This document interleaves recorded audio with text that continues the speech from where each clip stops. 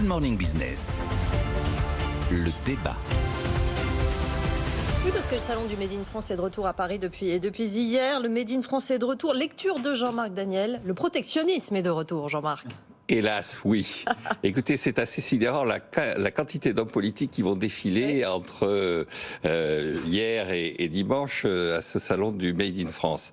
Alors je rappelle quand même que tous ces gens qui mettent en avant le patriotisme économique, pour reprendre une expression qui avait été popularisée par Dominique de Villepin, l'expression patriotisme économique, elle est chez Allais, mais pas chez Maurice Allais, chez Alphonse Allais.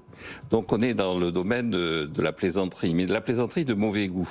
Pourquoi ? Parce que si vous regardez effectivement, d'abord, en termes de données, l'INSEE a fait une petite étude montrant que, quelle que soit la définition que l'on donnait du Made in France, avec une définition relativement large, c'est-à-dire si on considère qu'un produit est véritablement Made in France, si le dernier maillon de la chaîne est en France. C'est un peu l'escroquerie, ça. Oui, c'est un peu... Mais alors à partir de ce moment-là, le Made in France... C'est qu'il y a un label qui prévoit qu'il faut qu'il y ait 50% de la valeur ajoutée. Absolument. Donc on est à 80% là du Made in France qui est dans la consommation des Français. Donc c'est plutôt un faux problème vu de ce côté-là. Alors après, effectivement, il faut décortiquer la part de la valeur ajoutée qui est véritablement réalisée sur le territoire national.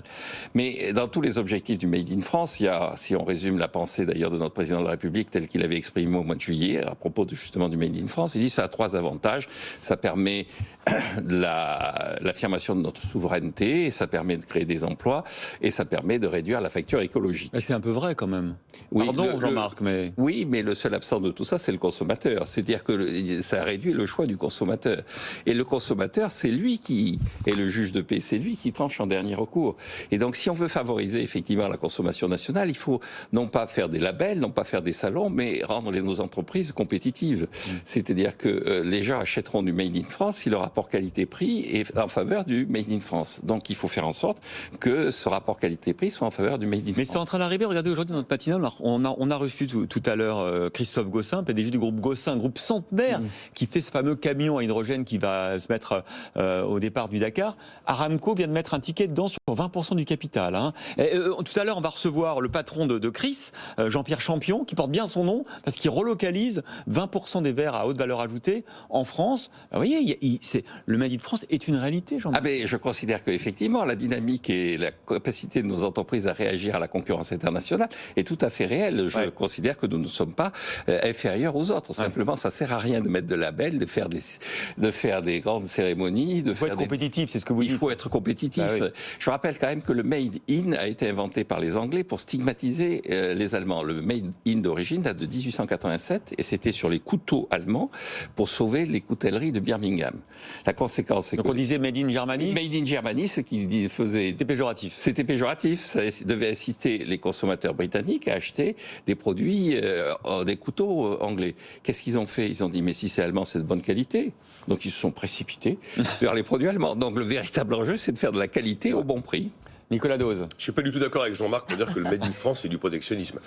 Le protectionnisme, c'est quelque chose qui est le fruit d'un choix politique. Je n'ai pas l'impression qu'on a eu des choix politiques protectionnistes dans ce domaine. On voit un mouvement qui est lancé depuis longtemps. C'est la 9e édition de ce salon MIFExpo. Le nombre d'exposants explose. On était 830 exposants. On était à 570. Et au début, on était à 80, je crois, il y a 10 ans, quand ils ont lancé. Je crois que c'est un mouvement. Bon, ça s'est accéléré, évidemment, avec Covid. Ça correspond à une attente des consommateurs, justement, parce que c'est bien le consommateur qui sera l'arbitre final. Ça correspond aussi à une vraie montée en puissance des préoccupations environnementales, il n'y a aucun problème là-dessus. Et des circuits. Ça correspond à un moment où l'attractivité du pays s'est améliorée.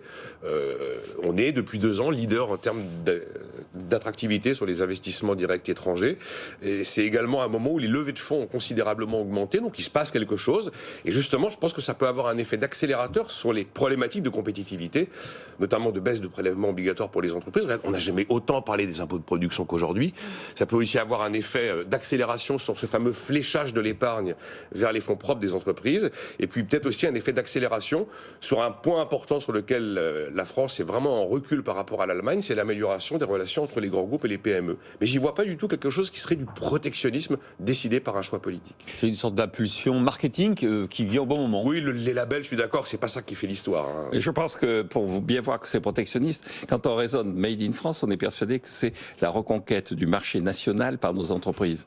Mais nos entreprises, elles exportent. L'enjeu de nos entreprises, c'est pas notre Bien marché sûr, national, c'est l'ensemble de leurs clients. Et donc le Made in France perçu comme on va reconquérir et relocaliser, c'est vraiment protectionniste. Le Made in France, alors je considère que c'est pas du protectionnisme, encore une fois. Effectivement, c'est pas parce qu'on fait du Made in France qu'on vend en France et qu'on n'exporte pas. Bien au contraire. Mais on sait que le recul de l'industrie dans le PIB en France est quand même un des éléments qui explique le fait que les salaires sont plus bas en France que dans les autres pays. Un des éléments. Alors, une illustration, bien évidemment, du Made in France qui s'exporte et qui porte notre économie, c'est le secteur du luxe, bien évidemment.